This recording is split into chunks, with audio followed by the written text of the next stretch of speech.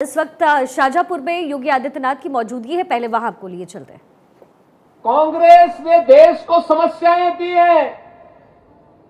एक कांग्रेस ने आतंकवाद की समस्या दी, उग्रवाद की समस्या दी, नक्सलवाद की समस्या दी, भ्रष्टाचार के कारण देश की छवि को धूमिल किया। देश के अंदर शोषण और भ्रष्टाचार के लिए कांग्रेस के काले इतिहास को आने वाली पीढ़ी जब देखेगी, पढ़ेगी, भाइयों बहनों, कांग्रेस को छूने की बात तो दूर, वोट देने की बात तो दूर, वह दूर से छूने के लिए भी तैयार नहीं होगी।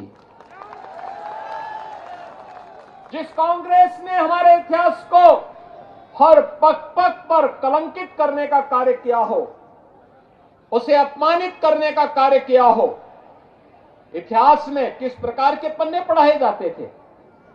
इतिहास में हमें पढ़ाया जाता था कांग्रेस के समय का इतिहास अकबर महान है, यानी महाराणा प्रताप को ये महान नहीं मानते थे, अकबर को महान मानते थे। एक कांग्रेसियों का इतिहास है और भाजपा कहती है कि महाराणा प्रताप और छत्रपति शिवाजी महाराज महान है। अंतर स्पष्ट है। एक और गुलामी की निगाहों से पूरे देश को देखने वाली कांग्रेस देश को पुनः गुलामी की ओर धकेलने का कुत्सित प्रयास कर रही थी।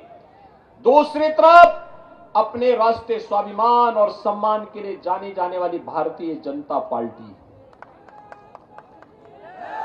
जो राम और कृष्ण की परंपरा पर भी श्रद्धा रखती है, महाराणा प्रताप और छत्रपति शिवाजी महाराज की परंपरा पर भी गौरव की अनुभूति करती है, राजा भोज की परंपरा पर भी गौरव की अनुभूति करके आगे बढ़ने का कार्य करती है। यह है भारतीय जनता पार्टी। भाइयों बहनों, कांग्रेस ने तो राम और कृष्ण के अस्तित्व को भी नकार दिया था।